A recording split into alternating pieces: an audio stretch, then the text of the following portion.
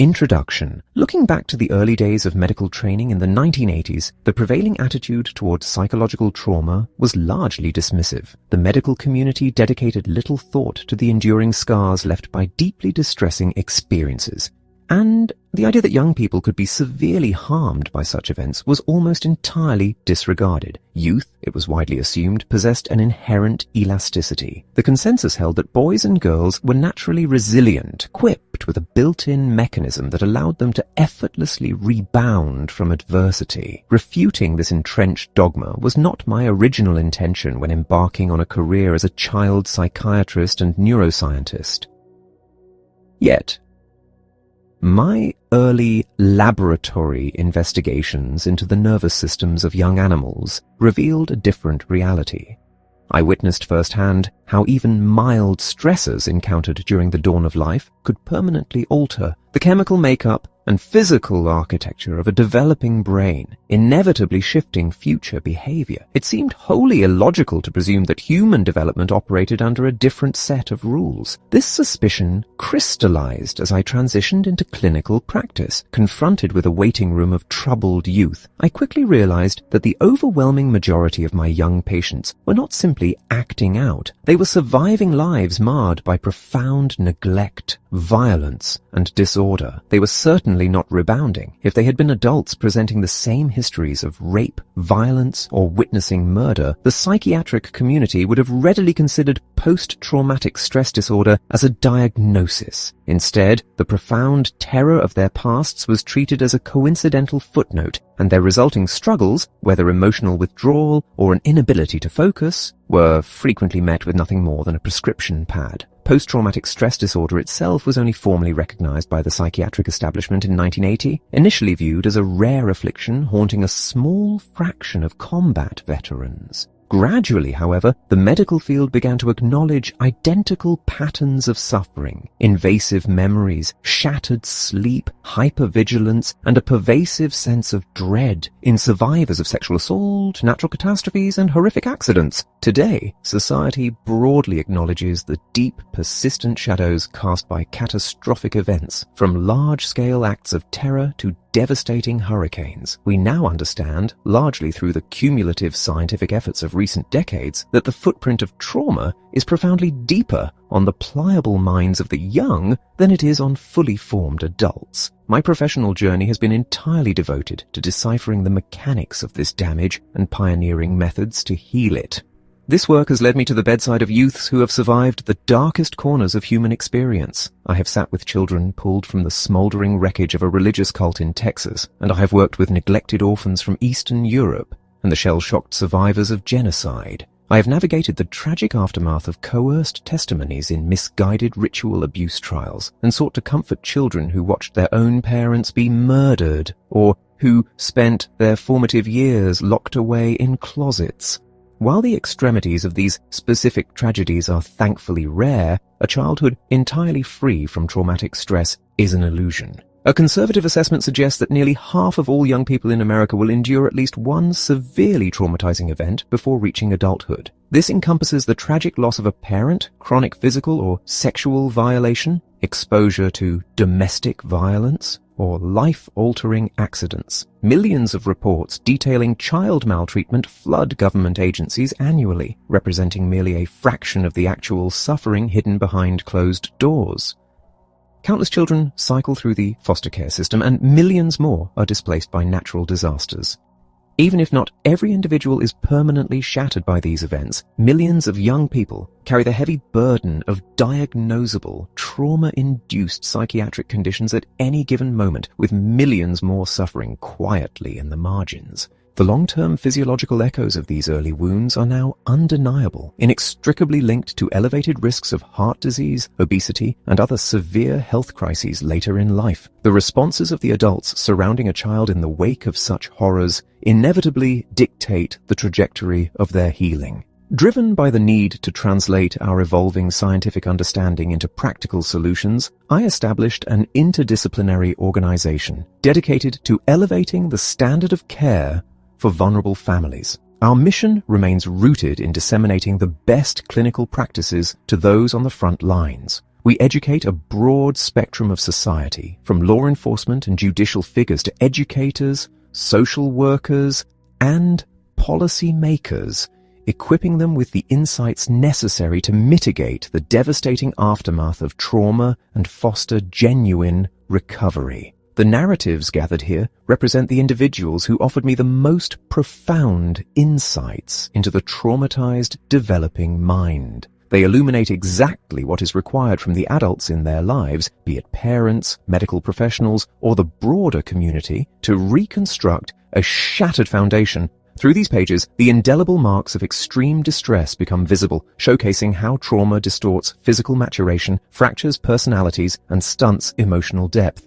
You will encounter the very first patient who taught me about the neurological impact of abuse, and a brave little girl navigating the terrifying landscape of a witness protection program who demonstrated the necessity of giving a traumatized mind a sense of control. You will read of a boy who miraculously recovered from profound isolation, and children who found solace solely in one another amidst the chaos of a compound siege. While our interventions frequently occur at the absolute nadir of these families' lives, the trajectories detailed here are ultimately testaments to survival and triumph. It is a profound paradox that within the deepest wreckage of human cruelty, we often uncover the most magnificent resilience of the human spirit. The ultimate determining factor in a child's ability to survive and transcend a traumatic past relies entirely on the presence of supportive, encouraging, and loving adults. Human relationships possess a dual nature, much like the elements. Just as water can sustain life or drown it, and fire can provide warmth or consume, the connections between people hold the power to either nurture and heal, or terrorize and destroy. Engaging with these survivors has forced me to deeply contemplate the profound distinction between simply being a member of humankind and actually possessing humanity. We are not born humane. It is an attribute that must be painstakingly cultivated. This text explores the intricate processes required to seed empathy, as well as the toxic environments that predictably breed cruelty and emotional void. It strips away the veil to reveal how a growing brain is physically sculpted by the actions of those around it, and how the corrosive forces of poverty, violence, and profound neglect can devastate nascent identities. For years, my focus has been on the root causes of moral development, seeking to understand the precise intersection of biological predisposition and environmental influence that determines whether an individual matures into a compassionate citizen or perpetuates a cycle of abuse. The answers lie at the precise crossroads of the mind and the physical brain. The boys and girls whose lives are documented here have exhibited astonishing courage in the face of unimaginable terror. They have offered me profound lessons on the nature of memory, the mechanics of learning to love, and the biological toll of severe stress. By acknowledging the catastrophic power of threat and violence, we can learn to better protect the capacity for human connection, ultimately fostering a world that truly nurtures its most vulnerable members. Chapter 1: Tina's World. She was the first child I ever treated, a tiny, delicate 7-year-old girl sitting in the waiting area of the child psychiatry clinic at the University of Chicago. Huddled closely with her mother and siblings, she seemed incredibly fragile, completely uncertain of what awaited her behind the clinic doors. When I ushered her into my office, the contrast between us was stark. I was a tall, imposing young man with wild hair, and she was a small African-American girl with perfectly neat braids. She sat on my couch, studying me with careful, assessing eyes. Then, in a gesture that initially struck me as profoundly sweet, she crossed the room, climbed into my lap, and snuggled against my chest. I felt a wave of warmth, thinking how affectionate and trusting she was. That illusion shattered instantly when she reached down, placed her small hand on my crotch, and attempted to undo my zipper. My anxiety vanished, replaced immediately by a crushing sorrow. I gently removed her hand, lifted her from my lap, and set her back on her feet. The brief intake chart I'd reviewed that morning offered a grim context for this heartbreaking behavior.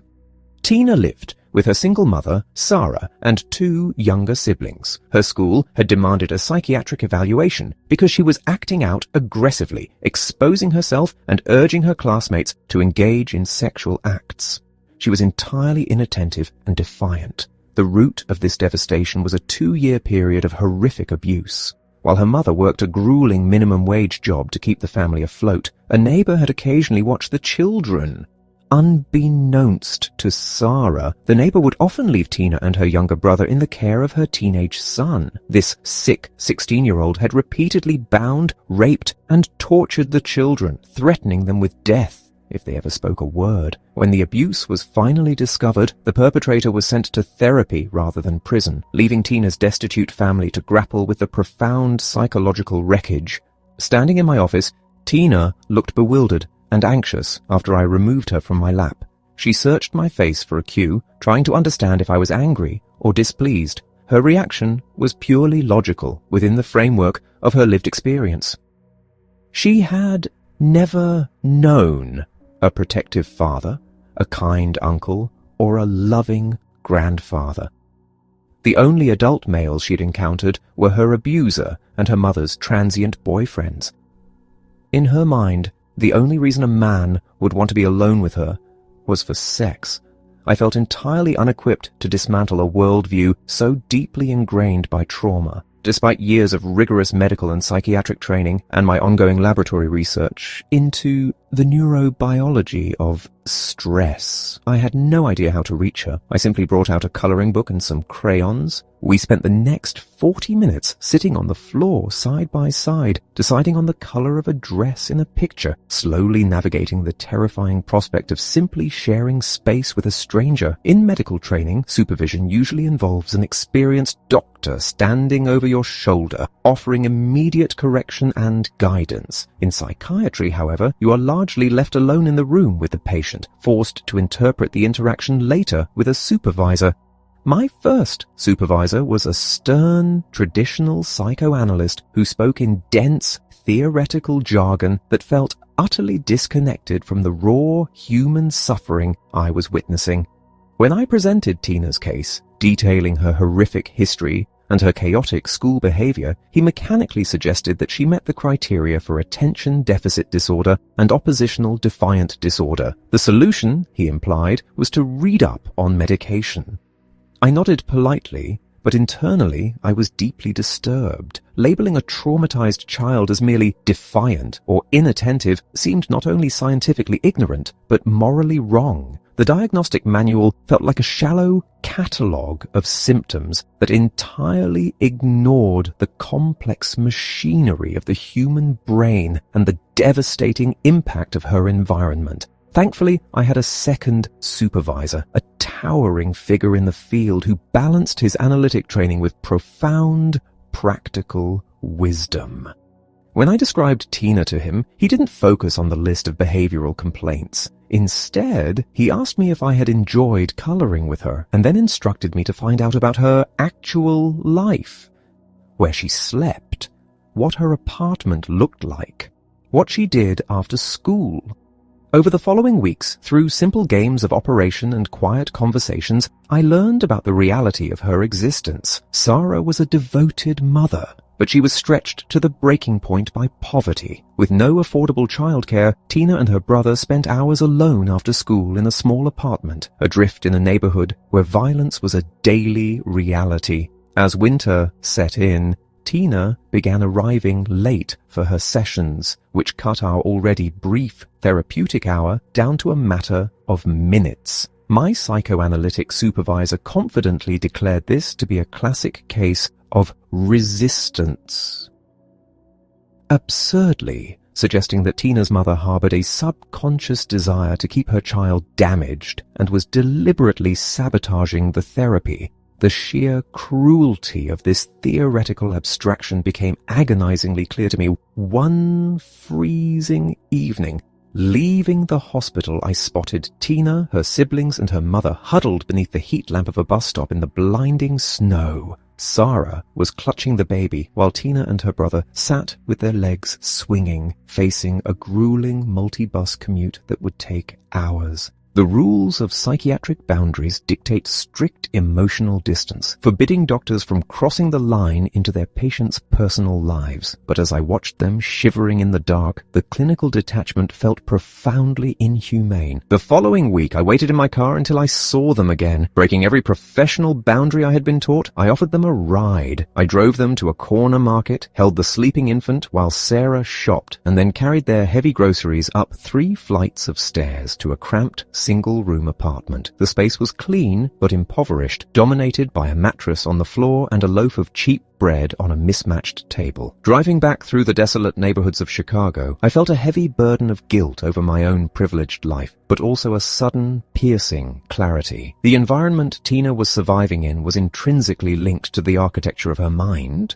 When I nervously confessed this transgression to my wise mentor, expecting a reprimand, he laughed with genuine delight and declared that all psychiatrists should do home visits. With his encouragement, I began to integrate my laboratory research on the brain with my clinical work. At that time, the psychiatric establishment was deeply resistant to biological perspectives, viewing them as cold and deterministic. But my earlier studies under pioneering neuroscientists had proven that the brain is not a static, genetically pre-programmed machine. It is exquisitely sensitive to experience. In animal models, even brief periods of intense stress during early development permanently altered the chemistry and structure of the brain's threat response systems. If a few minutes of terror could change an animal forever, what were 2 years of continuous, agonizing sexual abuse doing to a developing human child? The human brain is built from the bottom up, mirroring our evolutionary history. The primitive brainstem, which regulates core survival functions like heart rate and body temperature, develops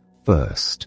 Above it lie the emotional centers of the limbic system, and finally, the complex, uniquely human cortex, which governs abstract thought, language, and moral reasoning. When an individual is threatened, the brain's stress networks, originating in the lowest regions, flood the entire system with chemicals like adrenaline, shutting down higher cognitive functions to prepare the body for survival. Tina's symptoms indicated pervasive dysfunction across all these areas.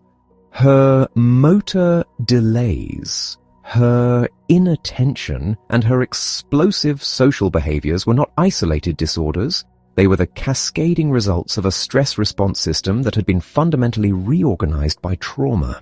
When Tina first came to the clinic, her resting heart rate was over 110 beats per minute, a clear biological indicator that her brain was locked in a constant state of hyperarousal. She wasn't ignoring her teachers because she had a learning deficit. She was scanning the room for predators. Her brain had been conditioned to expect violence, making her impulsively aggressive at the slightest perceived threat. Recognizing this, it became obvious that the conventional labels were entirely inadequate. She was suffering from the profound developmental echoes of trauma. For 3 years, I worked with Tina, using our play to model patience, impulse control, and safe adult interaction. To my immense relief, she seemed to flourish. The reports of inappropriate behavior vanished. She began to speak clearly, engage with her schoolwork, and interact normally with her peers. I felt a deep sense of professional pride, believing that our weekly hours together had genuinely healed her. That pride turned to ash just weeks before I was scheduled to leave the clinic for a new position. I received word that 10-year-old Tina had been caught performing a sexual act on an older boy at school. The devastating truth washed over me. She had not been cured. She had simply learned to suppress her impulses just enough to avoid punishment and to hide her distorted behaviors from the adults around her. The core of her trauma remained entirely intact. This failure forced me to completely reevaluate my understanding of psychiatric care and the nature of the mind. I realized that trauma is ultimately a pathology of memory. Memory is not merely the conscious recall of facts or faces. It is the biological mechanism by which the brain carries past experiences forward to predict the future. The brain learns through association.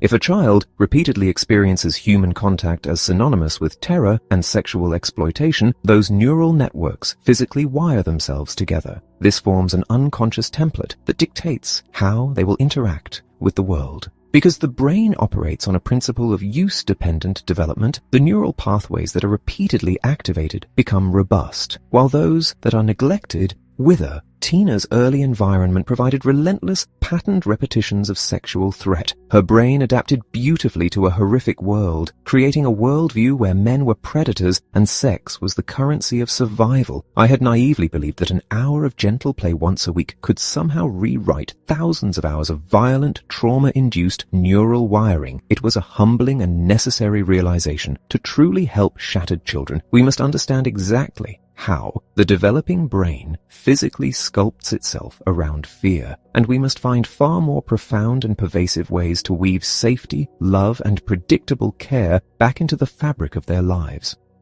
Chapter 2. For Your Own Good. In 1990, a distressing request arrived from an attorney representing the Public Guardian's office in Cook County. He had suddenly inherited a homicide case slated for trial the following week, involving a 3-year-old girl named Sandy, who had witnessed the brutal murder of her mother. The prosecution expected the young child to take the stand, and the attorney was seeking help to prepare her for an ordeal he feared would be overwhelming. The child's circumstances were horrifying. After watching her mother suffer, Sandy's own throat had been slashed twice by the perpetrator, who then left her for dead in the apartment for 11 hours before she was discovered. Despite doctors recommending psychiatric follow-up upon her discharge from the hospital, the Child Protective System had placed her in a series of foster homes for 9 months with absolutely no mental health support. She had been living in hiding due to credible threats against her life from the killer's gang, a fact kept even from her foster families. The sheer negligence of the system in handling her profound psychological wounds left a sickening realization of how deeply misunderstood childhood trauma remained within the legal and protective bureaucracies. Interestingly, the attorney requesting assistance had previously attempted to halt a treatment protocol being utilized at a residential center for severely troubled boys. These youths, possessing extensive histories of extreme abuse, violence, and multiple failed foster placements, had frequently been labeled with attention and behavioral disorders, while the massive trauma underlining their actions was thoroughly ignored. A prevailing assumption within the medical community was that trauma merely produced transient effects in youth, but emerging observations increasingly suggested that young brains were exceptionally vulnerable. Just as veterans of combat experienced sensitized stress responses leading to hyperarousal and impulsive behavior, traumatized children exhibited persistent neurological alarm. By utilizing a blood pressure medication to physically quiet their overactive neural threat systems, the boys were finally able to focus, learn, and socialize without being constantly hijacked by invisible terrors. Upon hearing this biological explanation, the attorney had relented, fostering a tentative alliance. Preparing to meet Sandy required an understanding of how the developing human brain adapts to extreme fear. Contrary to the enduring myth of innate childhood resilience, youthful minds are physically shaped by their environments. The brain's neural networks grow through patterned, repetitive use. Moderate, predictable challenges fortify the mind. Building a healthy tolerance, much like lifting appropriate weights, strengthens a muscle. However, an overwhelming, unpredictable assault shatters that equilibrium, severely dysregulating the nervous system. Sandy's life had become an agonizing landscape of sensitized reactions. She exhibited a pronounced startle response, frequent aggressive outbursts, and deep episodes of mental withdrawal. Everyday objects had morphed into triggers of pure horror. She refused to drink milk, avoided silverware, and hid in sheer panic at the sound of a doorbell. The brain naturally filters out familiar sensations to focus on novel threats, but trauma forcibly links ordinary stimuli with catastrophic danger. For Sandy, the doorbell was no longer an innocent sound. It was the harbinger of a killer. Milk was the fluid that had poured from her wounded neck as she desperately tried to revive her deceased mother. The initial encounter took place in a stark cinder-block room within the courthouse. Sandy was tiny, bearing the visible scars of her attack, and instantly froze upon the introduction of a strange, adult male. Attempting to minimize the perception of threat, the room was approached with deliberate caution, sitting on the floor, coloring silently, and avoiding direct eye contact. Gradually, the tension eased, enough for her to initiate interaction, though an eventual gentle inquiry about her scars propelled her back into the trauma. She violently slashed a crayon across a toy rabbit's neck, repeatedly chanting the killer's chilling rationale. "It's for your own good, dude!" After a frenzy of jumping, she collapsed into an embrace and, in a flat, robotic tone, recounted the harrowing hours spent wandering her blood-soaked home. It was instantly evident that forcing her onto a witness stand would be a devastating secondary violation. Her symptoms perfectly illustrated the dual mechanisms the brain utilizes to survive the unsurvivable: hyperarousal and dissociation. While the fight-or-flight response pumps adrenaline to prepare the body for action, infants and small children, who cannot realistically escape, often resort to a profound dissociative surrender.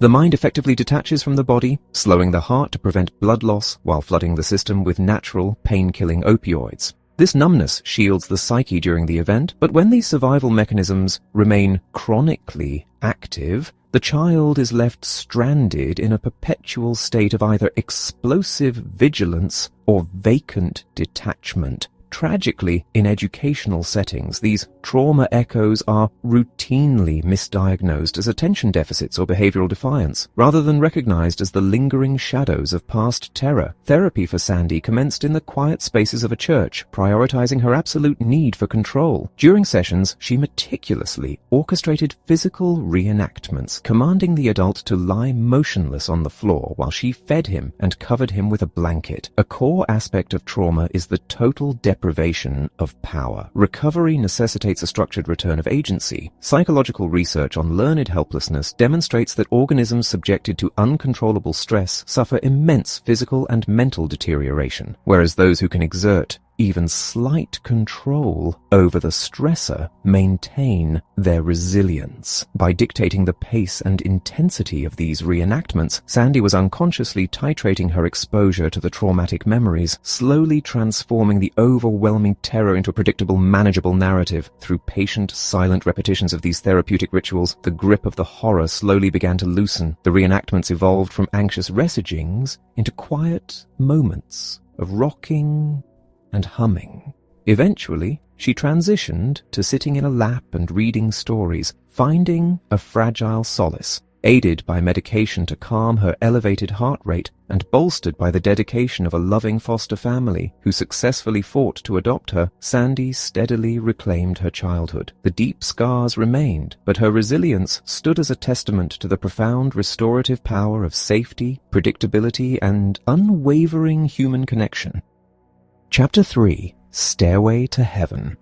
Deep within the confines of the Mount Carmel religious settlement in Waco, Texas, childhood was entirely defined by an atmosphere of dread. The community's leader, David Koresh, demanded absolute devotion and employed a calculated matrix of unpredictability to maintain his dominance. To keep his followers in a perpetual state of psychological surrender, he oscillated wildly between gentle affection and explosive, violent rage.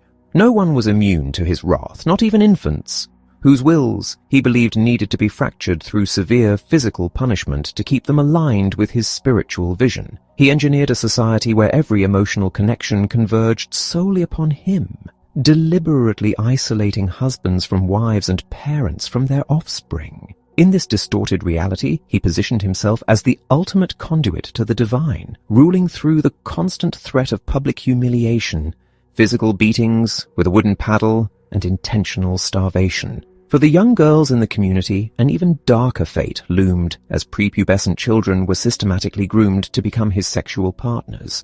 Beyond the internal horrors of the compound, Koresh instilled a pervasive terror of the outside world. he relentlessly preached that non-believers, whom he dubbed the Babylonians, were preparing to annihilate them in an apocalyptic final battle. The community's youth were drilled in combat tactics, their sleep was routinely interrupted for training, and they were taught to handle lethal firearms. In the most chilling of his directives, Koresh instructed the children on precise methods of suicide, ensuring they knew exactly how to end their own lives should the perimeter be breached. They were promised that this fiery climax would simply be a transition, a necessary sacrifice, before they were reunited in heaven alongside a victorious, vengeful God. By 1992, the study of how severe stress impacts the developing mind had brought a new focus to psychiatric research in Texas. The prevailing understanding of trauma was still largely retrospective. Clinicians typically encountered victims years after the inciting events had occurred, leaving a vast gap in knowledge regarding the immediate aftermath of a terrifying experience.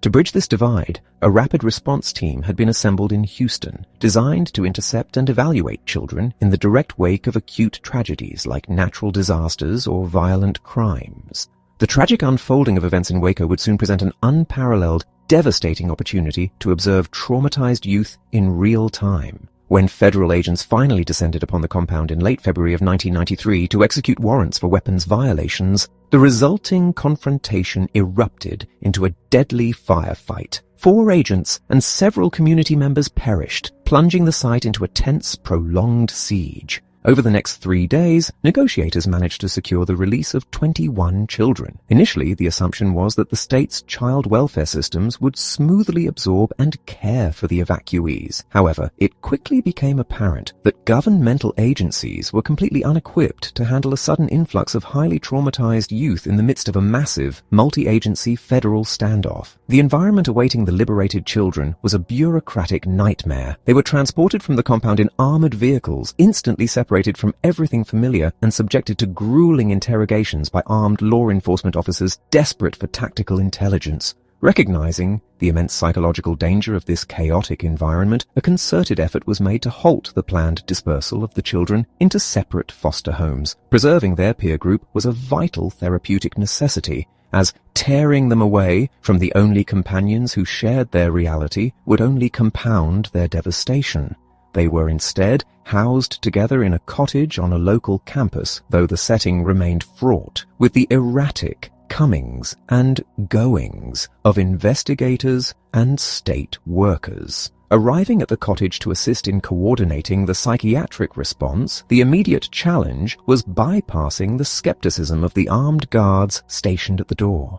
Traditional law enforcement often viewed mental health intervention as frivolous in the face of criminal investigations, yet the physical reality of trauma cannot be denied. Pointing to a young girl who appeared to be resting peacefully on a nearby couch, a simple check of her pulse revealed a heart racing at over 160 beats per minute. She was asleep, but her nervous system was trapped in a state of sheer panic. The same neurochemicals that flood the brain to prepare the body for survival were keeping these children in a perpetual state of hyperarousal, a biological testament to the invisible wounds they carried. The children, ranging from infants to 12-year-olds, did not act like rescued hostages. They acted like prisoners of war captured by the enemy. When greeted by the medical staff, one child bluntly asked if the doctors were there to execute them. They had been marinated in a culture of fear, and Koresh's prophecies were actively materializing before their eyes. The armed agents outside their windows only validated their leaders' warnings. To understand their behavior required a deep comprehension of the brain's fear circuitry. When a human being is confronted with overwhelming threat, the higher cortical functions responsible for logic and reasoning are rapidly overridden by primitive survival mechanisms. Prolonged exposure to such terror physically alters the brain, strengthening the reactive, impulsive neural pathways while weakening the areas responsible for calm deliberation. To glean any necessary intelligence that might help resolve the standoff safely, interviews with the children had to be conducted with profound delicacy. Every child guarded a dark, heavy secret. They spoke cryptically, asserting that their parents were already dead or soon would be, holding fast to the belief that the end of days was upon them. While they had been trained to verbally deceive outsiders, their internal realities spilled onto the pages of their artwork. Asked to draw their families or their homes, they revealed the devastating emotional voids of their upbringing. One boy drew magnificent, detailed fantasy landscapes filled with the religious symbolism he had been praised for. Yet when asked to depict himself, he could only produce a tiny, microscopic figure shoved into the corner of a blank page. He possessed intricate knowledge of biblical scripture, but lacked the fundamental neural architecture of a self-identity. Even more alarming were the drawings produced by the younger girls, who depicted the compound engulfed in flames, crowned by a stairway ascending into the sky. These images, coupled with matter-of-fact statements about explosions and death, painted a horrifying picture of a community actively preparing for a collaborative suicide. Despite urgent warnings relayed to the tactical commanders that aggressive maneuvers would likely trigger a catastrophic mass casualty event, the leadership remained entrenched in their own perspective. They viewed the standoff through the lens of standard criminal defiance, tragically failing to recognize the potent, lethal reality of radical religious martyrdom. Inside the cottage, the clinical approach shifted entirely away from traditional therapy. The children were too raw, too recently removed from the source of their trauma to engage in formal psychological unpacking. Instead, the focus turned to establishing absolute predictability. Routine was implemented, regular meals, consistent bedtimes, and a protective barrier against the relentless media coverage. Healing began to manifest not in scheduled sessions, but in brief organic interactions. The adults offered a diverse array of personalities, allowing the children to seek out the specific type of comfort they needed at any given moment, whether it was silent companionship, playful interaction, or a reassuring figure of authority. Yet the absence of Koresh's iron-fisted control left the children adrift in a vacuum of autonomy. Without a dictator to mandate every action, the older children quickly assumed the roles of enforcers, recreating the oppressive, gender-segregated hierarchy of the compound. They dictated the rules, separated the boys from the girls, and managed the younger children's behavior. When confronted with minor, everyday choices, like selecting a type of sandwich, the children were paralyzed with anxiety. The neural networks required for self-determination and independent preference had never been stimulated. Attempting to artificially dismantle this hierarchy only provoked intense hostility. The children clung desperately to the certainty of their misery, rather than face the terrifying prospect of freedom. The only viable strategy was to patiently model healthy, egalitarian relationships, allowing the children to observe a different way of existing without forcing it upon them. The trauma also manifested in profound physical reactions to environmental triggers. The sudden thrum of a passing news helicopter sent the children instantly diving for cover, seamlessly transitioning into military formations they had been drilled to perform. Questions that edged too close to their painful realities provoked extreme dissociative episodes, where children would physically curl into themselves, their minds retreating so far inward that they became entirely unresponsive to the room around them. These were not acts of defiance, they were the desperate, automatic survival tactics of brains conditioned to expect annihilation. The agonizing culmination of the Waco siege arrived on an April morning, visible as a massive, dark column of smoke staining the Texas sky. The government's final tactical push had ignited the exact inferno the children's drawings had foretold. 80 people perished in the blaze, including 24 children who had remained inside. For the clinicians and caretakers at the cottage, the task of breaking the news to the surviving youth was a moment of unparalleled professional and personal grief.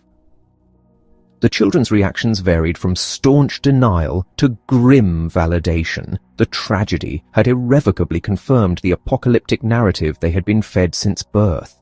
The catastrophic end of the Mount Carmel community cast a long, somber shadow, but it revolutionized the understanding of pediatric trauma recovery. It laid bare the catastrophic consequences of ideological rigidity, both within a radicalized group and within the bureaucratic structures of law enforcement. More importantly, it illuminated the profound truth that recovery from severe psychological injury does not occur in sterile clinical vacuums. The most potent medicine for a shattered mind is the presence of of consistent, patient, and attuned human connection. The surviving children demonstrated that while trauma can deeply fracture the developing brain, the intricate, compassionate web of safe relationships remains the ultimate indispensable catalyst for healing. Chapter 4. Skin Hunger. In the medical profession, there is a natural allure to discovering the unknown. Physicians, like all individuals, appreciate recognition, and uncovering a novel disease or solving a seemingly impenetrable medical mystery is a guaranteed path to such acclaim. The specialists at a Texas hospital where I was consulting believed they had found exactly that in a 4-year-old girl named Laura. Occupying room 723E, Laura weighed a mere 26 pounds. She had been subjected to weeks of high-calorie nourishment via a nasal feeding tube, yet she remained emaciated. The sheer volume of her medical history was staggering, a 4-foot tower of files, taller than the child herself, chronicling thousands of pages of consultations with gastroenterologists, endocrinologists, and nutritionists. She had endured endless blood tests, chromosomal analyses, biopsies, and highly invasive exploratory procedures, including a laparoscopy and the removal of a small portion of her intestine for specialized study. After a month on a gastrointestinal research unit, the medical team yielded to pressure from a social worker and requested a psychiatric evaluation. The initial psychologist to review her case, an expert in eating disorders, became exhilarated by the prospect of documenting what he believed to be the first genuine instance of infantile anorexia. Convinced that the little girl must be secretly purging or engaging in frantic nocturnal exercise to burn off her massive caloric intake, he asked for my consultation to help prepare this unprecedented case for academic publication. I arrived at the hospital intrigued, having never encountered infantile anorexia, but upon seeing the towering stack of medical records, I opted to bypass the exhaustive notes and directly meet the patient and her mother. The atmosphere in Laura's hospital room was profoundly unsettling. Virginia, Laura's 22-year-old mother, sat several feet away from her daughter, her attention absorbed by a television. The tiny, fragile child sat completely still, her large eyes fixed vacantly on a plate of food, the feeding tube protruding from her nose. There was an absolute absence of interaction between them. I later learned that the psychologist had actively discouraged Virginia from engaging with Laura during meals, operating under the theory that anorexics utilize food refusal to manipulate their families. Withholding attention was intended to eliminate this perceived reward. Yet, looking at the scene, I did not see a manipulative mastermind. I saw a deeply despondent child and a mother who was emotionally detached. The human brain functions as an intricate historical archive, cataloging our personal narratives and forging memory templates that subsequently govern our behavior. Because the most critical stages of neural development occur in infancy, the manner in which we are parented irrevocably shapes the architecture of our minds. We inevitably draw upon the template of our own upbringing when raising the next generation. To decipher Laura's physical stagnation, I knew I had to investigate Virginia's early life. Within moments of questioning her about her background, the root of the crisis began to reveal itself. Virginia was a product of the foster care system. Abandoned at birth by a mother struggling with severe addiction, Virginia was cycled through a new foster home every 6 months, a misguided child welfare policy of the era designed to prevent infants from becoming too attached to temporary caregivers. It is now understood that an infant's attachment to a consistent, loving figure is not merely a sentimental luxury, but an absolute biological necessity for both emotional and physical maturation. Human infants are exceptionally vulnerable, demanding colossal expenditures of energy, sleep, and resources from their caregivers. Evolution ensures this burden is borne willingly through profound neurobiological rewards. The scent of a newborn, the softness of their skin, and the specific geometry of their faces are biologically calibrated to elicit intense joy and protective urges in adults. When a caregiver responds to a crying infant, offering warmth, sustenance, and gentle touch, two vital neural networks are stimulated simultaneously. The sensory pathways processing the caregiver's face, voice, and touch fire concurrently with the brain's internal reward systems, which register the relief of distress as profound pleasure. Through countless repetitions of this cycle, the infant's developing brain permanently associates human interaction with safety and joy. This neurobiological fusion forms the bedrock of all future human relationships, teaching the child how to self-soothe and how to experience empathy. Virginia had been robbed of this essential developmental phase. Shuttled from stranger to stranger, she never received the patterned, repetitive nurturing required to wire her brain for profound emotional attachment. When she finally settled into a permanent, highly moral foster home at age 5, the critical window for establishing that foundational biological connection had already closed. Her foster parents taught her ethics, manners, and responsibility, but they could not retroactively build the neural pathways of primary attachment. When Virginia aged out of the system at 18, she was abruptly left to navigate the world alone. Seeking the affection she had always lacked, she soon found herself pregnant. Virginia desperately wanted to be a good mother to Laura, but she approached the role strictly as a cognitive duty rather than an emotional compulsion. She understood the mechanics of feeding and bathing, but the intrinsic joy of mothering, the irresistible urge to rock, nuzzle, and gaze into her baby's eyes was entirely absent. She propped bottles up rather than cradling her infant during feedings. Laura was kept clean and fed, but she was fundamentally starved of physical touch and emotional resonance. This profound lack of sensory stimulation triggered a devastating biological response in Laura's body, a condition often diagnosed as failure to thrive and closely mirroring the runt syndrome observed in other mammals. In the animal kingdom, if a mother neglects to groom and lick her weakest offspring, the newborn's physiological systems interpret the lack of touch as a signal to halt growth, conserving energy for the stronger siblings. Without the physical sensation of being loved and held, Laura's brain failed to release the necessary growth hormones. Her body simply processed her high-calorie diet as waste. She was not suffering from an intricate psychiatric eating disorder. She was suffering from an acute, life-threatening hunger for human touch. I recognized that standard medical intervention would not cure Laura. She required a profound immersion in maternal affection, and Virginia needed a mentor to demonstrate the physical language of love. I arranged for both mother and daughter to move into the home of Mama P, an extraordinarily warm and intuitive foster mother I had come to respect deeply. Mama P inherently understood that traumatized and neglected children required the intense, rocking, physical comfort usually reserved for infants, regardless of their chronological age. She recognized that these children possessed an agonizing deficit that could only be filled with relentless, patient affection. The results of this environmental shift were nothing short of miraculous. During her first month in Mama P's vibrant, affectionate household, Laura consumed the exact same number of calories that had previously failed to sustain her in the hospital. Yet, surrounded by constant physical nurturing, she gained 10 pounds, increasing her body weight by nearly 40%. The simple addition of touch and safety had reactivated her stalled biological growth systems. Simultaneously, Virginia began to learn the art of mothering by observing Mama P surrounded by warmth and devoid of the clinical, contradictory demands of hospital specialists. Virginia's tension dissolved. She learned to read Laura's subtle cues, to interpret her needs, and to respond with physical closeness. As Laura began to thrive, the agonizing mealtime battles evaporated, and a genuine, if somewhat awkward, bond formed between mother and daughter. Years later, both Virginia and Laura lead stable, productive lives anchored by strong moral convictions and community ties. Yet, the shadows of their early deprivations linger. To the careful observer, their social interactions sometimes reveal a subtle emotional distance, a slight mechanical quality to their smiles and embraces. They have learned to navigate the social world through intellect rather than instinct.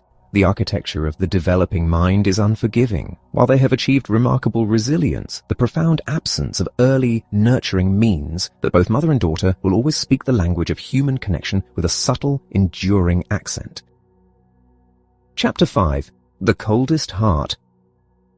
Stepping into a maximum security penitentiary is an inherently intimidating experience. The elaborate security protocols strip away all personal identification alongside physical belongings, confiscating keys, wallets, and any semblance of connection to the outside world. Past the imposing metal doors, visitors are confronted with an unsettling reality. Beyond a certain threshold, they are entirely responsible for their own safety. The atmosphere is thick with tension, heavily guarded by multiple layers of thick steel and electronic surveillance. This was the fortress holding Leon, a teenager who had committed an act of unspeakable sadism. While earlier cases illuminated how early childhood deprivation could result in social awkwardness and emotional distance, the absence of foundational nurturing can sometimes precipitate far darker outcomes. Emotional starvation during a child's most formative years has the potential to cultivate profound malice. Leon's history provided a harrowing exploration into the depths of human cruelty, demonstrating how unintentional neglect, exacerbated by the isolation of modern urban life, can irrevocably fracture a developing mind. Facing the death penalty for the brutal murder and violation of 2 young girls, Leon's defense team sought a psychiatric evaluation for the sentencing phase of his trial, hoping to uncover mitigating circumstances that might spare his life. The contrast between the bright, vibrant spring day outside and the oppressive cinder-block walls of the prison was jarring. The facility felt completely insulated from the natural world, patrolled by guards who seemed just as hardened and resentful as the inmates they oversaw. When finally ushered into a stark, grey interview room, the figure brought forward was almost entirely antithetical to the monstrous nature of his crimes. Shackled and dressed in a bright orange jumpsuit, 18-year-old Leon appeared diminutive and boyish. He attempted to project a hardened, aggressive persona, complete with prison tattoos, but the posture felt hollow and rehearsed, like a frightened animal inflating its size to ward off predators. It was difficult to reconcile this small teenager with the atrocity he had committed. At 16, he had encountered 2 young teenagers, Charisse and Lucy, in the elevator of his apartment building. After crudely propositioning them and facing their predictable rejection, his bruised ego ignited a catastrophic rage. He forced his way into an apartment and overpowered them. Armed with a table knife, he murdered both girls, binding one before systematically slaughtering her as well, ensuring no witnesses remained. His fury unabated, he assaulted their lifeless bodies and inflicted further brutal injuries. Leon's background offered no obvious clues to this sudden explosion of lethal violence. Unlike many violent offenders, his history lacked the typical markers of severe abuse or a cycling through the foster care system. His parents were hard-working immigrants with no criminal records, yet his psychiatric and school files painted a portrait of a master manipulator entirely devoid of empathy. He moved through the world with a chilling indifference to the pain of others, viewing consequences and discipline as mere inconveniences rather than moral boundaries. During the interview, Leon remained deeply guarded, constantly analyzing the interaction to identify vulnerabilities he could exploit. He was remarkably adept at reading people, a skill he used not for connection, but for leverage. He had already managed to manipulate his defense attorney into viewing him as a victim, spinning a fabricated narrative where the young girls had enticed him, and the ensuing deaths were a tragic accident. As he recounted his sanitized version of the murders, his voice lacked even a fraction of remorse. He described the slaughter with the detached monotone of a student reciting a boring textbook. The only genuine emotion that surfaced was a simmering disdain for his victims, anger that they had dared to resist him, that their screams had forced his hand. This profound coldness was staggering. Here was a predator who viewed human beings merely as objects meant to serve his immediate desires. He was incapable of factoring the feelings of others into his worldview, making him a terrifyingly pure sociopath. While a standard intelligence test revealed a low to average verbal score, his performance metrics, which evaluate spatial reasoning and the ability to interpret social intentions, were extraordinarily high. This specific cognitive split is a frequent marker of early developmental trauma. It indicates a brain whose stress and threat detection systems have been hyperactivated, while the regions responsible for compassion and impulse regulation have withered from disuse. Determining the origin of this neurological imbalance required looking beyond Leon himself. The prevailing assumption that sociopathy is purely a genetic anomaly, the myth of the bad seed, fails to account for the powerful environmental forces that sculpt the young mind. If Leon's violence was solely a matter of inherited biology, his family tree should have borne similar fruit. Instead, his relatives were upstanding citizens. Even more telling was the fact that his older brother, Frank, was a successful, empathetic family man who had actually reported Leon to the police upon suspecting his involvement in the murders. Sharing the same genetic pool and the same parents, the two brothers had diverged onto entirely opposite paths. The key to this tragic puzzle emerged during conversations with Leon's parents, Maria and Alan, and his brother, Frank. The family was consumed by grief and confusion, agonizing over where they had gone wrong.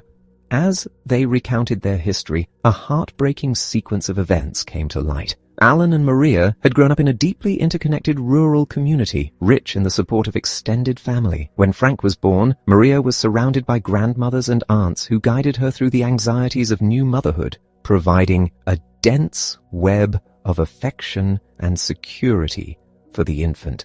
However, economic hardship eventually forced the family to relocate to a bleak, isolated inner-city apartment. Stripped of her support network, Maria, who suffered from mild cognitive impairments, found herself profoundly lonely and overwhelmed. She sought comfort in routine, spending her entire day exploring the city by bus with young Frank, desperately trying to recreate the familiar rhythm of her old life.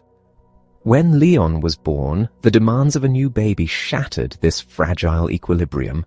Unable to cope with his fussiness and lacking the village of women who had helped her raise her first son, Maria resorted to a devastating coping mechanism. She simply left the infant alone in the dark apartment all day, while she and Frank continued their comforting daily excursions. For the most critical months of his neurological development, Leon was systematically, albeit unintentionally, neglected. Left completely alone in his crib, his cries for sustenance and comfort were met with silence. Eventually, realizing that his distress signals were futile, he stopped crying altogether.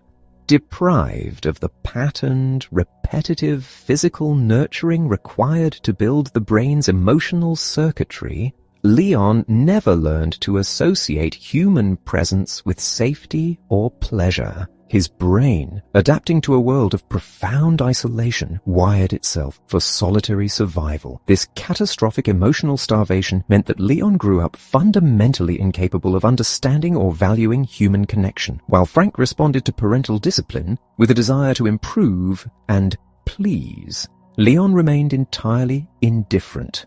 Positive attention brought him no joy, and punishment elicited no remorse. He learned to mimic social behavior solely to manipulate others, a skill honed by a cognitive awareness devoid of any emotional anchor. His aggressive tendencies escalated unchecked, fueled by a deep-seated neediness that manifested as rage. Interventions throughout his childhood, which often grouped him with other troubled youths, only reinforced his destructive behavior, normalizing violence and deception. Unlike individuals with autism who may struggle to comprehend social cues but possess a capacity for deep feeling, Leon understood social mechanics perfectly. He simply did not care. His neurological stress systems had become dangerously numb, requiring extreme, often violent stimulation to register any sensation at all. He was entirely disconnected from the moral and emotional consequences of his actions, not out of insanity, but due to a profound structural deficit in his capacity for empathy. The tragedy of Leon's life highlights the intricate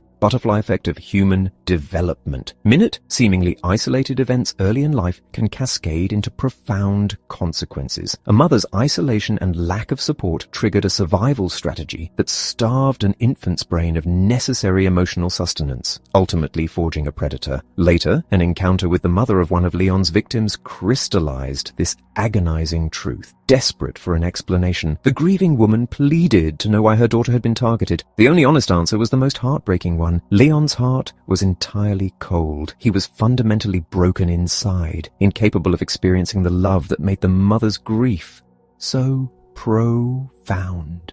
Acknowledging this brokenness offered a slight, fragile comfort, a recognition that the violence was not a reflection of the victim, but the devastating culmination of a mind that had never been taught how to be human. Chapter 6. The Boy Who Was Raised as a Dog.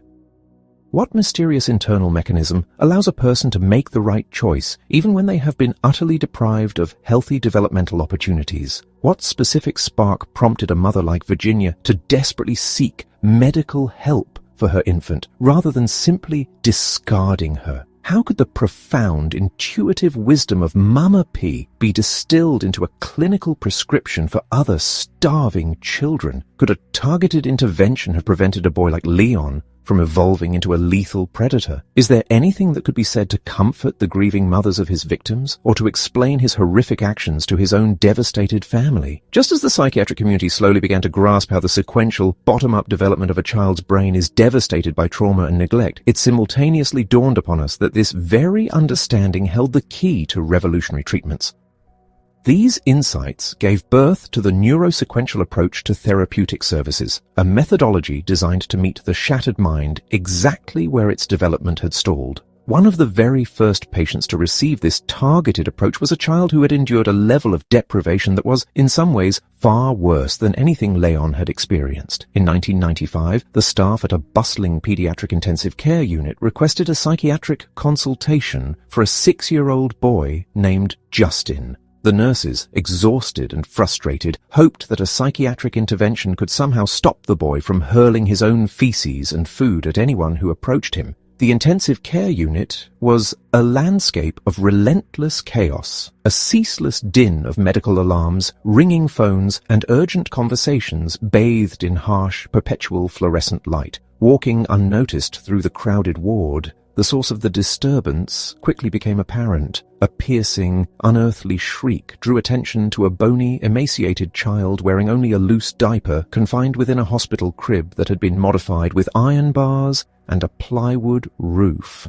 It looked exactly like a dog cage, a horrifyingly ironic detail given the reality of the boy's existence. He rocked frantically back and forth, whimpering a primitive, self-soothing rhythm, his face and body smeared with his own waste. The path that led Justin to this cage was a tragedy of compounding losses and bureaucratic failure. In his infancy, he had been cared for by his mother and grandmother. When he was just 2 months old, his teenage mother left him in the care of her own mother. Tragically, when Justin was 11 months old, his grandmother suffered a massive stroke and died. His mother reclaimed him, but shortly thereafter, she contracted a severe illness and passed away in the hospital. During her final weeks, her live-in boyfriend, an elderly man named Arthur, had taken over babysitting duties. Grieving and completely unequipped to handle a traumatized, tantrum-throwing toddler, Arthur contacted Child Protective Services seeking a permanent placement for the boy, to whom he had no biological relation. The agency, functioning in a perpetual state of triage,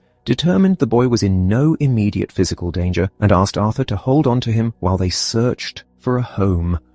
Arthur, a passive and patient man, agreed, assuming the state would eventually return. They never did. Arthur was not a malicious man, but he was profoundly ignorant regarding human development and likely suffered from mild cognitive impairments himself. He made his living breeding dogs, and lacking any other paradigm, he simply applied his animal husbandry skills to the orphaned toddler. He constructed a dog cage for Justin. He provided the child with regular meals, water, and cleanings, but he offered virtually no human conversation, no play, and no affectionate interaction. He treated Justin exactly as he treated his dogs, taking him out of the cage daily for a brief period of exercise and then locking him back inside when he failed to obey. For 5 crucial years of his neurological development, Justin lived in that cage, his only companions the dogs that surrounded him.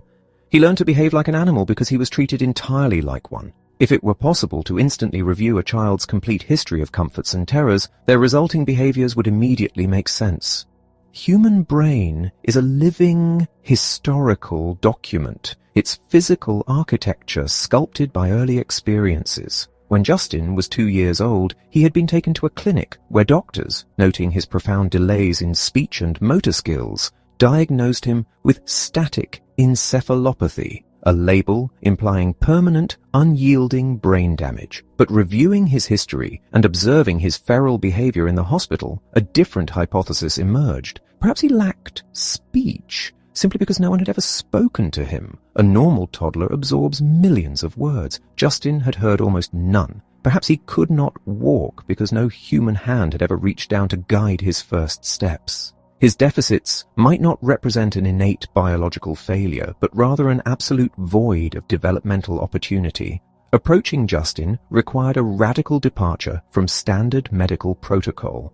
As skeptical nurses watched, anticipating a barrage of thrown food, the first step was to minimize the overwhelming sensory input of the intensive care unit. The curtains around his crib were drawn to block out the chaotic movements of the ward. Eye contact was deliberately avoided, as direct stares are perceived as a severe threat by scared animals and severely traumatized humans alike. Moving in slow, predictable motions, the white doctor's coat was discarded, followed by the tie. When a piece of food was gently tossed into his crib, Justin reacted exactly like a fearful rescue dog, retreating, assessing, and then slowly approaching the offering. Over the next few days, it became evident that Justin possessed a remarkable, untapped cognitive capacity. He understood verbal commands, indicating that he had gleaned some social stimulation from the dogs he had lived with, animals that possess their own complex social hierarchies. He began to show tentative affection toward the staff, approaching and retreating in the rhythmic dance of a frightened pup, testing the waters of trust. The most profound revelation of his humanity arrived when he discovered the power of a joke. Knowing that the nurses despised his feces throwing, he once allowed a chocolate bar to melt in his hand, raised his arm menacingly, and watched the staff scatter in panic. He then erupted into a deep, genuine belly laugh.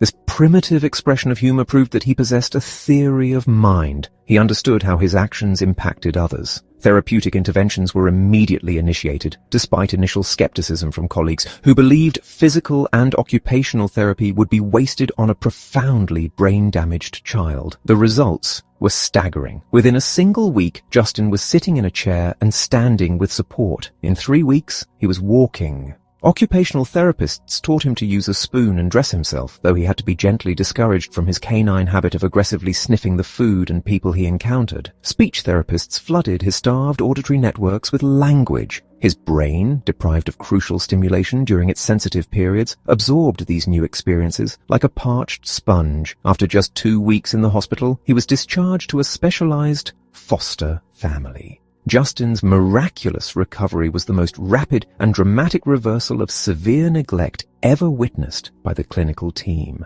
While his progress was extraordinary, it was not magical. The secret to his resilience lay hidden in the first 11 months of his life. Before the dog cage, before the profound isolation, Justin had been deeply loved by his grandmother. That first year of consistent, affectionate care had successfully wired the foundational networks of his lower brain, laying down the essential templates for attachment and empathy. The capacity for human connection had been built. It had merely been buried under years of sensory starvation. When the environment changed, those dormant neural pathways were ready to awaken. The tragedy of early deprivation is thrown into sharp relief when Justin's recovery is contrasted with the devastating trajectory of another boy, Connor. Unlike Justin, Connor was born to affluent, educated parents who hired a relative as a nanny when the mother returned to work. Unknown to the parents, the nanny took a second job and routinely left infant Connor alone in a dark room with nothing but a dirty diaper for the entire day. When the mother discovered this horror after 18 months, she immediately fired the nanny and devoted herself to her son's care, assuming that because he had survived physically, he would eventually catch up. She was tragically mistaken. Because Connor's severe neglect occurred during the absolute most critical, foundational months of his brain development, the neural networks required for social connection and emotional regulation simply withered. Despite millions of dollars subsequently spent on specialized therapies and interventions, at 14 years old, Connor remained profoundly isolated, rocking, humming, and prone to violent toddler-like tantrums. He lacked the early scaffolding of love that ultimately saved Justin. Justin's journey underscores the absolute primacy of the social environment in shaping a child's destiny. Just as a strong, extended family might have insulated Leon from his mother's neglect, Justin's early bonds provided the neurobiological armor that allowed him to survive his later captivity. The difference between a child who becomes a predator and one who miraculously recovers often hinges on the presence of even a single, consistent, loving adult during the critical windows of brain development. While genes and innate temperaments cannot be altered, the caregiving environment can be. In recent years, society has begun to recognize the profound impact of these early years, with initiatives like It Takes a Village, I Am Your Child, and Success by 6, aiming to educate the public on the necessity of attentive parenting. Yet, the isolation of modern families and a general ignorance of early childhood brain development still leave countless children vulnerable. The neurosequential approach proved that by understanding the specific developmental voids created by trauma and by providing targeted, repetitive, and deeply nurturing experiences tailored to those precise deficits, a shattered mind can often be coaxed back into the light. It demonstrated that, under the right conditions, the incredible resilience of the human brain allows a boy raised as a dog to finally reclaim his humanity. Chapter 7, Satanic Panic. I do not involve myself with Satan, I stated plainly to the ambitious young aide from the Texas governor's office. He was urgently seeking my consultation on a convoluted and deeply disturbing case. A group of children had reportedly suffered severe ritualistic abuse at the hands of a devil-worshipping cult. These youths were now residing in foster care, ostensibly rescued from their malevolent parents and the surrounding coven. However, mounting concerns within the state attorney general's office suggested a far more horrifying reality. The local child protective services might have inadvertently transferred these boys and girls from a terrible situation into one that was fundamentally worse. The year was 1993, a period defined by fierce professional battles over the validity of recovered memory. Fierce debates raged throughout the psychiatric community regarding whether adults could accurately recall horrific, long-repressed episodes of abuse during therapy, and whether children's current testimonies of molestation were inherently reliable. My daily clinical practice provided undeniable, agonizing proof that severe child abuse was a very real, pervasive tragedy. Yet my background in neuroscience dictated that human memory does not function like a sterile video recording capturing and replaying events with flawless objective precision. Instead, memory is a fluid, evolving mechanism, highly susceptible to external influences and subjective biases. Our initial life experiences create filters for everything that follows, just as early trauma permanently warped the worldviews of the children I had previously treated. But this neurobiological street runs in both directions. Our present emotional state profoundly colors our recollection of the past. If a person feels deeply depressed, they will instinctively view their history through a lens of despair. Modern understanding reveals that retrieving a memory is akin to opening a digital document. The simple act of accessing the file automatically subjects it to editing. Current environments, the suggestions of a trusted friend, or the leading questions of an aggressive therapist can seamlessly weave themselves into the narrative. Over time, these subtle modifications can literally fabricate vivid memories of events that never actually happened, from mundane experiences to elaborate fantasies of demonic possession. During the early 1990s, however, the incredible pliability of the human mind was not widely understood or taught to frontline child advocates. Adult survivors of incest were finally finding the courage to share their stories publicly, creating an atmosphere where no empathetic professional wanted to doubt a victim's pain. Concurrently, society decided to take children's allegations of abuse far more seriously, a necessary correction to an era where abusive adults hid behind a wall of systemic disbelief. Tragically, this noble inclination to believe the victim collided with the profound ignorance of poorly trained therapists, resulting in catastrophic psychological damage. The most glaring example of this disastrous intersection was the satanic panic that that engulfed the small town of Gilmer, Texas. The governor's representative laid out the grim specifics. A 7-year-old boy, Bobby Vernon Jr.,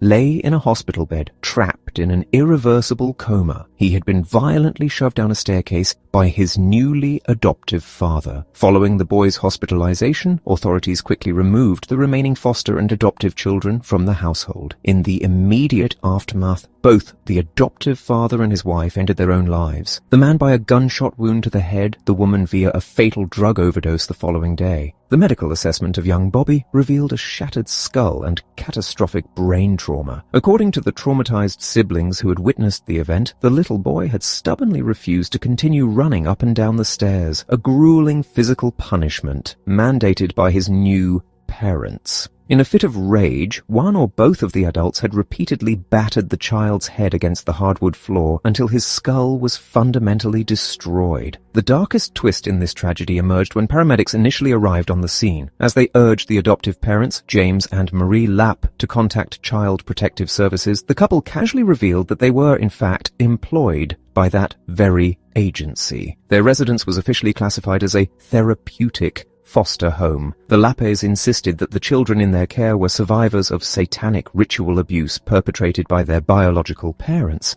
arguing that their brutal, exhausting disciplinary tactics were actually necessary therapy designed to break the children's corrupted wills. Astonishingly, the local child welfare caseworkers in East Texas staunchly supported the Lapps, maintaining that the children had received excellent care. The Lapps had recently relocated their family to a distant West Texas community in absolute secrecy, claiming they were fleeing an active, murderous, satanic cult, desperate to reclaim the children. Local authorities in their new town were entirely unaware of the home's therapeutic status or the supposed demonic threat. When high-ranking state officials finally intervened, the East Texas caseworkers presented a horrifying narrative extracted from the children under the Lappes' care. They claimed to have exposed a massive, bloodthirsty cult responsible for infant sacrifices, cannibalism, and blood-drinking rituals.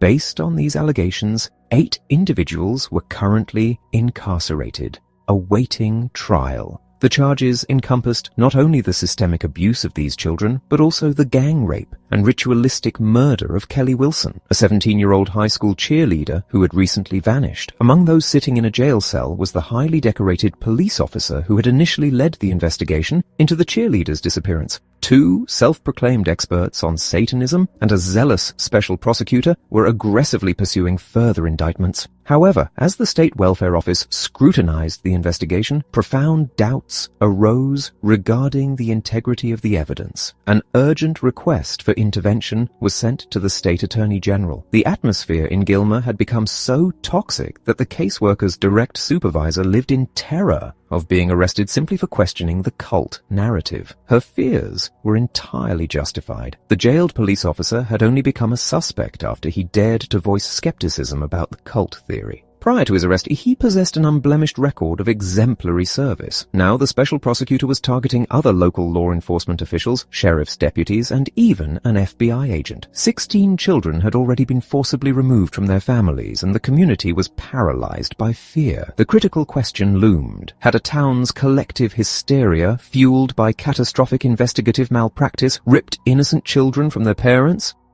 I felt an overwhelming obligation to uncover the truth. The physical evidence presented a complex reality. Medical examinations confirmed that several of the 16 children bore genuine scars indicative of sexual assault and severe corporal punishment.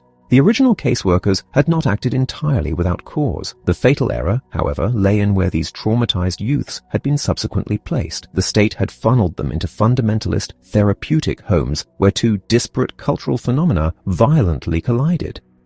At the time, America was waking up to the reality of widespread child abuse, fueled by a popular recovery movement that urged adults to heal their inner children.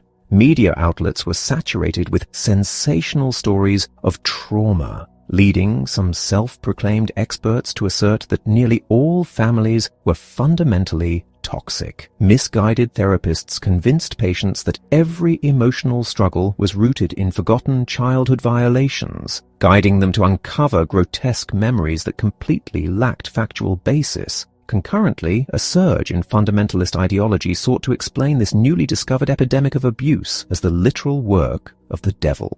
Moral opportunists began marketing seminars on how to identify the subtle signs of satanic ritual abuse. The caseworkers and foster parents overseeing the Vernon children were deeply entrenched in this cultural hysteria, having recently attended one of these very seminars. When the local district attorney stepped away from the investigation due to a conflict of interest, the caseworkers successfully petitioned a judge to appoint a special prosecutor. This prosecutor immediately enlisted 2 satanic investigators, a former minister and a physical education instructor, neither possessing formal investigative experience, to construct a case against the Vernon family as the leaders of a murderous, child-sacrificing coven. The diagnostic checklists utilized by these experts were so incredibly broad that any child experiencing normal nightmares or any rebellious teenager could easily be classified as a victim of ritual abuse. Worse still was the horrifying treatment inflicted upon the foster children. Under the guise of holding therapy, adults would physically restrain a child, applying intense, painful pressure to their ribs until they surrendered to the interrogator's narrative. Using physical torment to extract confessions from already traumatized children is not therapeutic. It is psychological torture. It does not build healthy attachments, but rather induces a terrified compliance reminiscent of the Stockholm Syndrome, where hostages feign devotion to their captors to ensure survival. The East Texas foster families, guided by a rigid belief that a child's will must be forcefully broken to save them from sin, embraced this brutal practice. Convinced that the physical abuse evident on the children could only be the result of a satanic cult, the adults subjected the youths to relentless holding sessions. The children quickly deduced that the agonizing pressure on their bodies would only cease if they provided the answers the adults craved. Desperate for relief, the children wove elaborate fictions of devil masks, woodland altars, and slaughtered infants. When the interrogators demanded the names of other cult victims, the children, desperate to end the pain, began naming their friends. This cascade of coerced confessions led to the removal of Brian, a bright, conscientious second grader who lived across the street from the Vernons. Having watched the news, Brian understood the implications when the sheriff's deputies arrived at his home. Allowed to take one comforting item, the boy chose his Bible, a poignant detail that should have immediately dismantled the narrative that he was being raised in a demonic coven.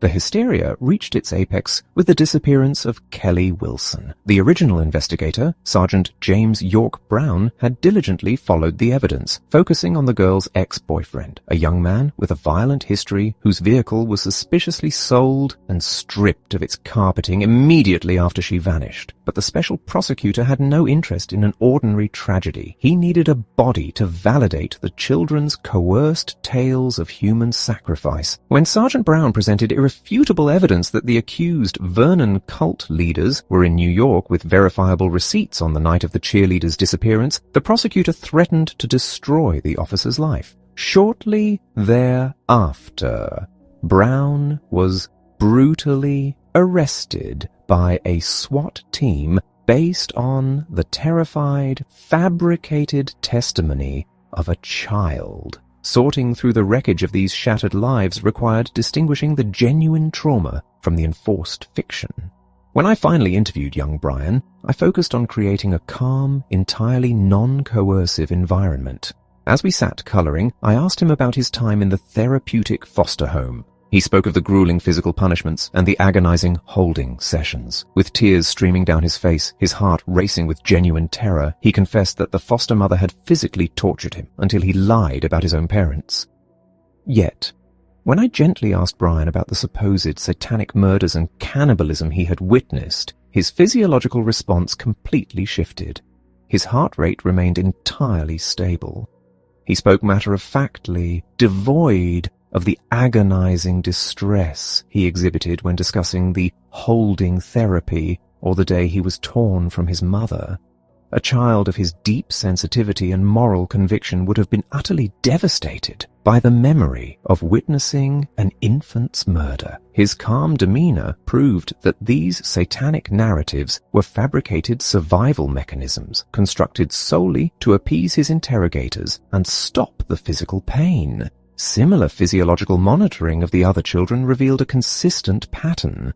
One little girl, Annie, cheerfully recounted tales of her biological father murdering babies without a single spike in her heart rate, casually noting that she only remembered these events because her older sister had told her what to say. However, when the conversation shifted to genuine instances of sexual abuse perpetrated by a specific adult male in her life, her physical demeanor instantly changed. She attempted to flee the room, her body radiating authentic, overwhelming panic. Ultimately, none of the Vernon children were returned to their biological parents. The physical evidence of genuine, profound sexual and physical abuse within that extended family was undeniable. Yet the tragedy of Gilmer serves as a terrifying testament to the destructive power of emotional contagion. Rational professionals, law enforcement officers, and a panicked community had allowed a baseless hysteria to blind them to logic, ignoring concrete alibis and embracing the coerced fantasies of tortured children. The human brain is fundamentally social, exquisitely wired to adopt the emotional state of the surrounding group. While this evolutionary trait once ensured our collective survival, it can easily devolve into a catastrophic witch hunt when guided by fear rather than reason. The children of Gilmer were not merely victims of their abusive families, they were secondary victims of a society so desperate to find monsters that it actively manufactured them. Asai. Chapter 8. The Raven. The frantic atmosphere of an emergency room is a familiar landscape to medical professionals, yet the scene unfolding around 17-year-old Amber was fraught with an unusual level of dread. Found unresponsive on the floor of a high school bathroom, her vital signs were fading rapidly. Her breathing was dangerously shallow, and her blood pressure had plummeted. Jill, the teenager's mother, stood by in a state of sheer panic. The terror amplified when the young girl's heart abruptly stopped beating right before the medical team. Though they managed to resuscitate and stabilize her cardiac function, Amber remained locked in a deep, impenetrable coma. Toxicology reports quickly eliminated the most common culprit for a teenage collapse. There were no illicit substances or overdoses detected in her system. Lacking a history of underlying medical conditions, the attending physicians began considering severe neurological events like a stroke or a hidden tumor. As the psychiatric consultant on duty, my immediate role was to comfort the devastated mother so the critical care team could work unhindered. When Jill discovered my specialty, her fear spiked, assuming my presence meant her daughter was beyond physical salvation. I assured her that we were simply navigating the unknown together. This basic honesty visibly eased her tension, a stark reminder of how frequently straightforward communication is overlooked in the sterile corridors of modern medicine. While gathering Amber's history, a fractured portrait of their lives emerged. Jill's appearance spoke of years of hard living, and her narrative was punctuated by significant gaps. She detailed a nomadic existence, driven by failed romances and unstable employment, a transient lifestyle that had only recently stabilized with a promising job in Texas. Looking at Amber's still form, clad in dark clothing, her hair dyed an inky black, her face adorned with multiple piercings, I began to suspect a different etiology for her collapse. I recalled a disturbing detail from her intake. The night before, Amber had experienced an unexpected, distressing encounter with a man from her past who had profoundly abused her. This piece of information, coupled with her gothic appearance and signs of self-mutilation, led me to propose a radical hypothesis. Could this coma be an extreme biological manifestation of dissociation? When faced with overwhelming psychological terror, the brain can flood the body with endogenous opioids, natural painkillers designed to numb the individual to inescapable agony. I theorized that Amber's mind, triggered by the sudden reappearance of her abuser, had essentially overdosed on its own internal narcotics, plunging her into this profound unconsciousness. The emergency room physicians were understandably skeptical of this unprecedented psychological explanation. However, the antidote for an opioid overdose, a medication called naloxone, carries virtually no risk. With all other avenues exhausted, the team agreed to administer the drug. The results were instantaneous and staggering. Within 90 seconds of the injection, the comatose teenager blinked, stirred, and sat up, bewildered by her surroundings. This miraculous awakening strongly validated the theory that a catastrophic dissociative reaction to a traumatic memory had completely hijacked her nervous system. The following morning, I found Amber sitting up in her hospital bed, intensely focused on sketching in a journal. Her demeanor was guarded and suspicious, scrutinizing my casual attire rather than welcoming my presence. When I attempted to engage her, she remained aloof, her attention locked onto the pages of her book, which were filled with intricate calligraphy and dark, serpentine illustrations. Respecting her need for boundaries, I kept the interaction brief, acknowledging the overwhelming nature of the past 48 hours and suggesting she follow up with me in a clinical setting once she felt settled. When therapy commenced a week later, Amber defied the typical adolescent reluctance and almost immediately brought up the source of her trauma. The abuse had been inflicted by her mother's former partner, Dwayne. Beginning when Amber was just 7, the molestation was a terrifying, unpredictable nightmare linked entirely to the man's episodic drinking. Following his assaults, Dwayne would manipulate her with extravagant gifts and apologies, enforcing her silence through terrifying threats. Trapped in a cycle of dread, the young girl's academic performance and joyful demeanor withered. In a desperate, tragic bid to regain a semblance of control over her torment, Amber had resorted to initiating the encounters. By serving Dwayne his drinks and anticipating the inevitable, she managed to schedule the abuse. This horrifying strategy allowed her to quarantine the terror to specific moments, freeing her mind to sleep and function normally during the day. While this adaptation temporarily salvaged her grades and outward appearance, it planted the seeds of immense guilt and shame that would haunt her adolescence. During the actual moments of violation, Amber's mind orchestrated a profound escape. She detailed her dissociative retreat into a meticulously constructed mental sanctuary where Dwayne could not reach her. In this fantasy realm, she transformed into a raven. She confessed that she had initially tried to envision herself as a beautiful bluebird or a majestic eagle, but those forms felt too vulnerable. Her psyche demanded an avatar of darkness and power. As the raven, she became the Black Death, a ruthless, winged executioner who hunted down and annihilated the demonic forces that mirrored her real-world abuser. This intricate mental architecture allowed her to completely detach from her physical suffering, encapsulating the trauma so effectively that she felt nothing. This coping mechanism, however, meant that the sensory cues associated with Dwayne, his smell, the specific odor of his preferred alcohol, remained powerfully linked to her terror.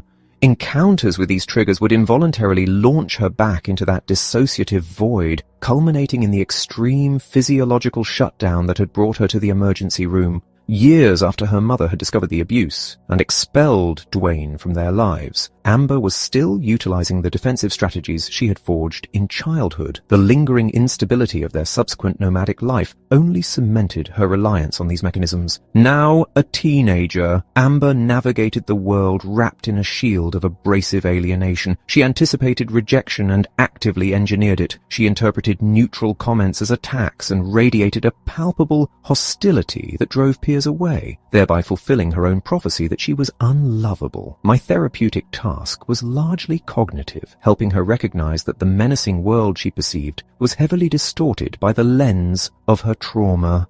I attempted to explain the neurobiology of social interaction, describing how mirror neurons in our brains automatically read and reflect the emotional states of those around us.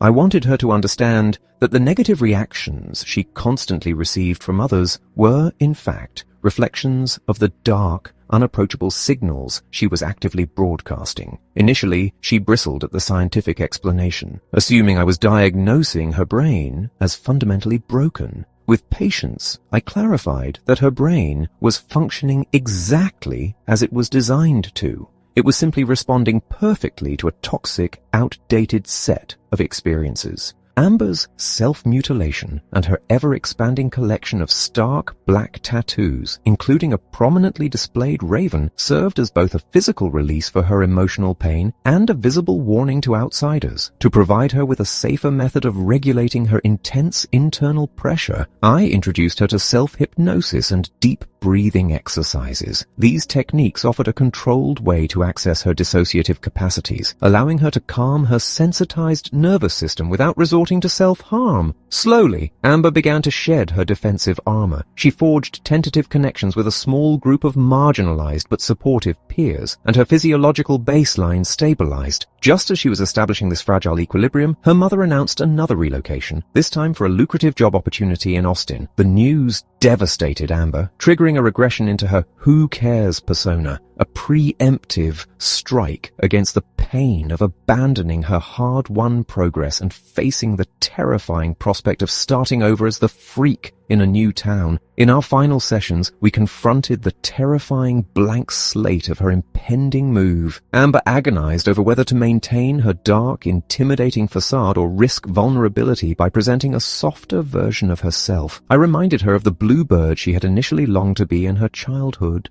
sanctuary. I suggested that the menacing raven persona had been forced upon her by Dwayne's cruelty. Now, free from his immediate threat, she had the autonomy to choose her own identity. She didn't have to carry the darkness he had instilled in her. I encouraged her to recognize that it might finally be safe to let the songbirds sing. Though she resisted my referrals for a new therapist in Austin, the seeds of our work had taken root. Over a year later, a message arrived from Blue Raven 382. The brief note announced the acquisition of a new tattoo, a vibrant bouquet of orange, red, and purple flowers, completely devoid of black ink. When I playfully asked if she had become a sky blue raven, she responded that she was, for now, a navy blue raven, acknowledging that the transition to the light was incremental. This symbolic shift in her self-expression was a profound testament to her healing. Years later, she would graduate college and dedicate her professional life to working with children, utilizing the immense empathy and understanding forged in the crucible of her own trauma. Chapter 9. Mum is lying. Mum is hurting me. Please call the police. There is a distinct agonizing paradox inherent in establishing a successful clinic dedicated to the healing of traumatized youth. Efficacy inevitably breeds an unmanageable demand. As a reputation for reaching the most profoundly shattered children grows, the influx of desperate cases quickly outpaces the physical and emotional capacities of the clinical staff. The intense, individualized attention required to genuinely reconstruct a young mind simply cannot be infinitely scaled. Confronted with this reality at our Houston facility in the late 1990s, our team made the strategic decision to pivot slightly, expanding our focus toward research and the education of the broader community. By training judges, police officers, social workers, and parents in the neurobiological realities of trauma, we hoped to cast a wider protective net than we ever could through direct clinical practice alone. Yet, even amidst this shift, we continued to consult on the most perplexing, high-stakes cases. It was during this period that a judge requested our intervention in the deeply convoluted circumstances surrounding a 6-year-old boy named James. The court was drowning in a sea of contradictory evaluations. A legal advocacy group dedicated to children's welfare had raised urgent alarms, suspecting that James was enduring severe abuse at the hands of his adoptive family. Conversely, the local Child Protective Services and a small army of mental health professionals had concluded that the boy was simply an irredeemable troublemaker. A child so innately destructive that his exhausted parents desperately needed a reprieve. James had been adopted before his first birthday by a couple who were also raising 3 other children. According to his adoptive mother, Merle, the 6-year-old was a nightmare of defiance, and self-destruction, she painted a harrowing portrait of an uncontrollable youth who compulsively lied, brazenly defied authority, and routinely wet his bed. More alarmingly, she recounted episodes of terrifying impulsivity. She claimed he frequently ran away, attempted to throw himself from moving vehicles, and had deliberately hurled himself from a second-story balcony, resulting in one of his many hospitalizations. To manage this supposed chaos, James had been placed on a heavy regimen of antidepressants and medications targeting attention deficits. Merle was so insistent on demonstrating the severity of her plight that she had even anonymously contacted child welfare authorities, posing as a frightened neighbor to report that the mother in that household was being overwhelmed by a dangerously disturbed child. The precipitating event that brought James to our attention was a catastrophic medical emergency. According to the official narrative, the boy's uncontrollable behavior had culminated in a deliberate overdose of medication, landing him on life support in a pediatric intensive care unit.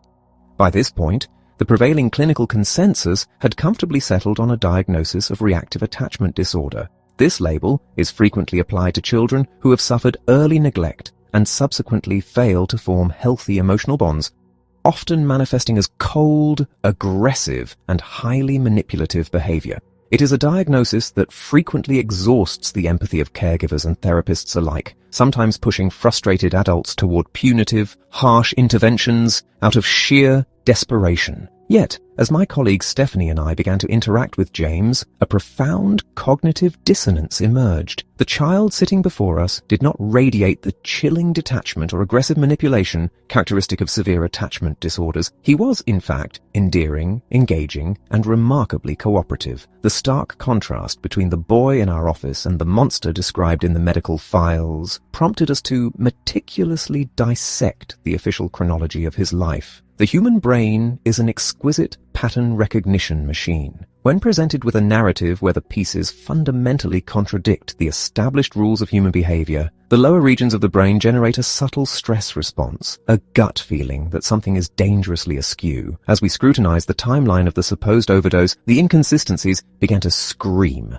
from the pages. On the day of the near-fatal medical crisis, James had reportedly run away and had been returned to the house by local law enforcement. Less than an hour later, Merle claimed he had swallowed a lethal quantity of pills. She had immediately contacted a poison control center, where operators urgently instructed her to rush the child to the nearest emergency room. What followed was a chilling deviation from any recognizable maternal instinct. Instead of driving directly to the hospital, Merle embarked on a detour. A trip that should have taken 10 minutes stretched into a half-hour journey to a local supermarket. Upon arriving, she parked the car, left her unconscious child inside, and ran into the store performing a hysterical display of panic. When paramedics arrived and initiated a frantic, high-stakes intervention to stabilize the dying child for a life flight helicopter transport, witnesses noted a horrifying detail. Merle's theatrical hysteria had abruptly vanished. She sat on the sidelines, calmly sipping a soda, watching the desperate resuscitation efforts with detached observation. This bizarre, emotional void persisted at the hospital.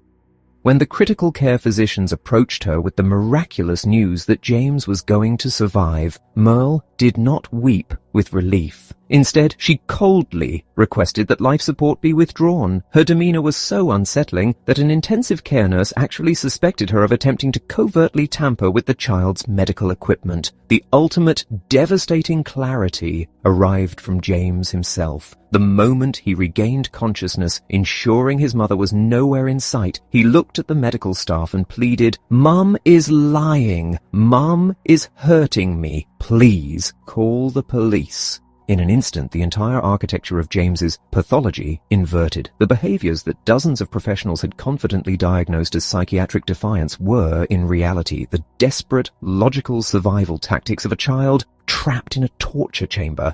Children of that age, even those enduring horrific abuse, possess an overwhelming biological drive to cling to their familiar caregivers. They almost never run away, preferring the known terror of home to the vast unknown of the outside world. James's repeated attempts to flee were not acts of rebellion. They were literal runs for his life. The terrifying truth crystallized. He had not hurled himself from a second-story balcony. He had been pushed. He had not attempted suicide by leaping from moving cars. He had been shoved. He had not voluntarily swallowed a lethal dose of antidepressants. He had been poisoned. Merle was not the exhausted victim of a deeply disturbed child. She was the architect of his suffering. She was afflicted with Munchausen syndrome by proxy, a lethal psychiatric condition wherein a caregiver systematically fabricates, induces, or exaggerates illnesses and injuries in a dependent to harvest the attention, sympathy, and support of medical professionals and the community.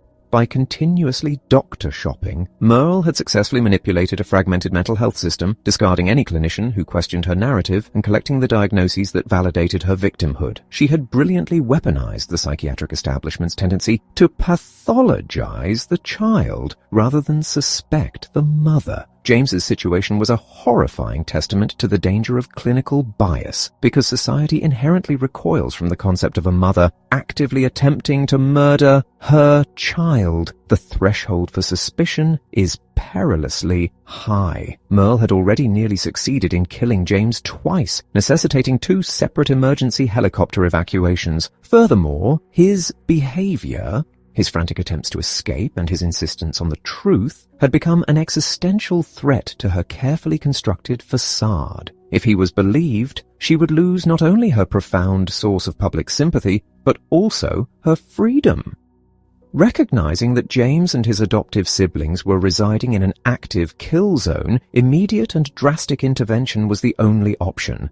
We contacted the authorities and urgently petitioned the judge to bypass any further deliberation. The children were rapidly extracted from the household, and the process to permanently sever Merle's parental rights was initiated. James had survived an unimaginable gauntlet, enduring not only the physical torment inflicted by his mother, but the systemic blindness of an establishment that had repeatedly punished him for trying to save his own life. Chapter 10. The Kindness of Children. I observed the mother and child for a few quiet moments before stepping into the waiting area. There was a profound, unblemished sweetness to the boy's actions. He was curled into his mother's lap, adjusting his weight so he could gaze directly into her eyes, playfully and tenderly reaching up to explore her mouth with his fingers. This intimate, soothing interaction is a hallmark of the deep biological bonding typically seen between an infant or a toddler and a mother. Yet, this boy, Peter, was 7 years old. It was evident from their ease that this gentle ritual was a frequent comfort for them both. However, my entrance abruptly altered the atmosphere. His mother, Amy, immediately appeared self-conscious, and his father, Jason, radiated an even deeper embarrassment at being caught in such a vulnerable, age-inappropriate display. Jason quickly stood to shake my hand, commanding his son to sit up. When I approached the boy with a warm greeting and extended hand, Peter simply reached out to touch my fingers. Despite his father's firm, exhausted instructions to stand and properly shake hands, Peter simply melted into a limp, giggling heap against his mother. The parents' frustration was palpable. They were clearly overwhelmed. I urged them to remain comfortable, explaining that this initial intake visit was merely a chance for Peter to become acquainted with our environment. The family had endured a grueling 3-hour evaluation at our clinic. Their visit was prompted by Peter's extensive struggles with speech, language, impulsivity, and attention. These developmental deficits inevitably bled into his academic and social life at school. Most alarming, however, were his explosive, ferocious tantrums. Unlike the fleeting meltdowns of a typical child, Peter's episodes involved a terrifying, complete loss of control that could rage on for hours. The root of this devastation lay in the boy's earliest years. Born overseas in a region where child development was poorly understood, Peter had been placed in an orphanage shortly after birth. For the first 3 years of his life, his entire universe was confined to a single crib. He was denied the fundamental human experiences necessary for neurological growth. He was never allowed to crawl, never given the space to learn to walk, and utterly starved of the affectionate touch of a loving adult. His brain was deprived of the essential sensory and emotional stimulation required to build a healthy foundation. When Amy and Jason adopted him at age 3 and brought him to their home in Tulsa, Peter's dormant potential began to awaken. Sheltered in an environment rich with patient, one-on-one affection, his brain demonstrated remarkable plasticity. Within a few years, he mastered English and learned to run and skip, achieving milestones that once seemed impossible. Yet, the transition to the complex, chaotic social ecosystem of kindergarten proved catastrophic. In a classroom teeming with loud noises, energetic peers, and unspoken rules, Peter was hopelessly adrift. He lacked the basic neurological scaffolding to understand social boundaries, when to share, when to remain quiet, or how to respect personal space. During group activities, he might abruptly wander off or climb into the teacher's lap, oblivious to the inappropriateness of his actions. When his confusion and frustration peaked, he would erupt into his agonizing, shrieking tantrums. Consequently, his classmates recoiled. Between his delayed, accented speech and his unpredictable outbursts, he was perceived as an erratic, frightening anomaly. While Peter had thrived in the predictable safety of his adoptive home, the school environment offered suspicion and rejection. The painful hours spent being marginalized by his peers easily threatened to undo the positive reinforcement he received from his parents. Seeking safety, Peter avoided his own classmates, gravitating instead toward much younger children. The reaction of his kindergarten peers was a miniature reflection of a universal human reflex. Biologically, humans are wired to fear the unknown. When confronted with behavior that deviates from the familiar, our primitive survival mechanisms urge us to distance ourselves. This instinctual response to perceived threat is the very soil from which society's most destructive prejudices, whether rooted in race, age, or culture, take form. We protect ourselves by pushing away the unfamiliar. Recognizing that Peter's survival in this environment depended on dismantling this fear, I arranged a visit to his classroom. Standing before 26 six-year-olds, I spoke to them about the human brain. I explained that when Peter was a baby, he was forced to spend every moment of his first 3 years trapped in a single crib. I described how his brain was starved of the chance to practice walking, to play, or to be hugged. The room fell into a profound, unmoving silence as the children absorbed the weight of this isolation. I then shifted the narrative to resilience. I told them about Peter's amazing brain and how, upon finding his new family, it began to rapidly absorb the world, learning to speak, run, and play.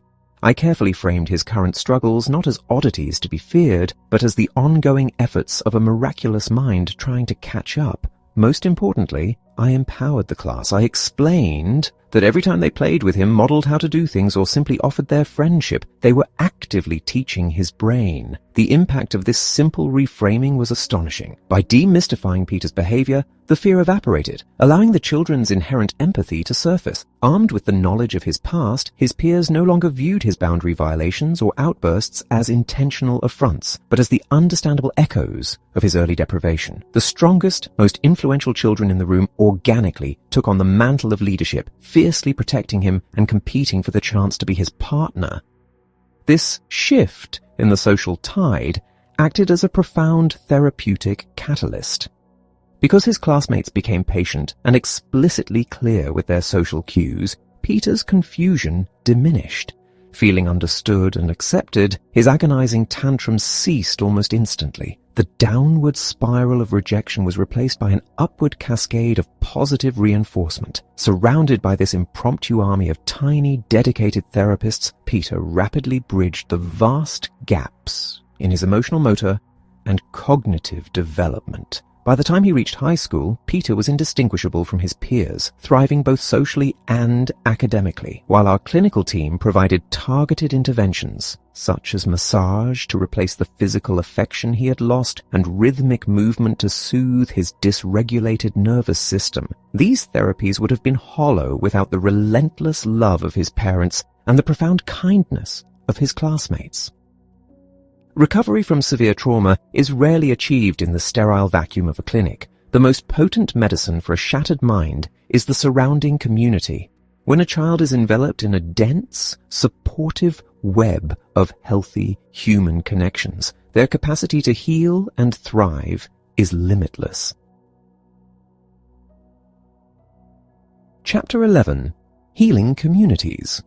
The ultimate trajectory of a shattered life is rarely decided within the sterile walls of a psychiatric clinic. While modern medicine possesses an astonishing array of diagnostic tools and pharmacological interventions, the profound wounds inflicted by early trauma and neglect cannot be sutured by science alone. Throughout the harrowing journeys of the children documented previously, a singular, undeniable truth emerges. The capacity to heal is inextricably bound to the presence of a responsive, nurturing human network. The human brain is an inherently social organ, exquisitely designed to develop, regulate, and thrive within a complex web of relationships. When that web is severed by violence, abandonment, or the isolating structures of modern society, the mind fractures. Conversely, when that web is meticulously rewoven, even the most profound developmental deficits can be overcome. A historical perspective reveals a devastating shift in the landscape of human childhood. For the vast majority of human evolution, children were raised within dense, multi-generational tribes. An infant's cries were met not just by a solitary, exhausted mother, but by a chorus of aunts, grandmothers, and older siblings. This constant, rhythmic immersion in human connection provided an unparalleled neurobiological buffer against the harshness of the world. The developing brain was continuously bathed in the sensory input necessary to build robust neural pathways for empathy, emotional regulation, and stress tolerance. Today, however, that dense social fabric has largely unraveled. The modern nuclear family often exists as an isolated island, geographically and emotionally disconnected from extended kin. This societal fragmentation has created an environment of unprecedented relational poverty. Parents are burdened with an impossible concentration of caregiving responsibilities, and children are increasingly sequestered in environments devoid of diverse, multi-generational interactions. When trauma strikes within this isolated framework, the damage is magnified exponentially. There is no surrounding village to absorb the shock, no network of secondary caregivers to step in and provide the patterned, repetitive nurturing required to recalibrate a dysregulated nervous system. The impoverishment of our social networks is not merely a sociological tragedy, it is a profound biological crisis. Understanding the precise architecture of the traumatized brain exposes the fatal flaw in traditional, purely cognitive approaches to psychiatric care. The conventional therapeutic model typically involves a patient sitting in an office for 45 minutes once a week, engaging in verbal processing. For a child whose foundational neural networks were devastated by years of neglect or violence, this mathematical ratio is hopelessly inadequate. The brain modifies itself through use-dependent development. It requires thousands of repetitions to wire a new neural pathway or alter an existing one. A single hour of weekly therapy cannot possibly compete with the countless hours a child spends navigating the world with a brain heavily biased toward perceiving threat. Furthermore, traditional talk therapy relies heavily on the cortex, the most advanced region of the brain responsible for language and abstract reasoning. Yet, trauma fundamentally lives in the lower, more primitive regions, the brainstem and the diencephalon, which govern basic survival functions and the stress response system. When a traumatized child is triggered, their lower brain rapidly assumes control, effectively shutting down the cortex. Attempting to reason with a terrified, dysregulated child is neurologically futile. The cognitive pathways required to process the logic are simply offline. To genuinely reach the shattered mind, interventions must follow the sequential development of the brain itself. Before a child can relate to others, and long before they can reason through their trauma, they must first be physiologically regulated. The lower brain, which develops first in utero, is deeply responsive to somatosensory input, specifically the rhythmic, repetitive patterns that mimic the maternal heartbeat and the rocking motions of early infancy. Activities such as drumming, dancing, walking, swinging, and therapeutic massage are not merely recreational, they are vital neurobiological tools. They provide the necessary patterned stimulation to quiet an overactive brainstem. Only when the physiological chaos has been calmed can the child begin to engage the relational areas of the limbic system and, ultimately, the reasoning capacities of the cortex. This neurosequential approach dismantles the expectation of rapid clinical cures and redefines the very nature of treatment. Healing must be integrated into the child's daily existence. It requires the construction of a therapeutic web, a coordinated effort involving teachers, coaches, neighbors, and extended family members who are all equipped to understand and respond to the child's unique developmental voids. The most profound therapeutic moments do not occur on a psychologist's couch. They happen in the spontaneous, everyday interactions that gently challenge the child's expectations of danger. A patient teacher who ignores an aggressive outburst to quietly offer a sandwich, a foster parent who rocks a teenager to sleep, a community that refuses to ostracize a struggling child. These are the relentless, repetitive acts of connection that physically rebuild the brain. The children who have survived the darkest corners of human experience stand as powerful testaments to both our fragility and our remarkable resilience. They teach us that while the developing mind is terrifyingly vulnerable to cruelty and neglect, it is equally receptive to the transformative power of love.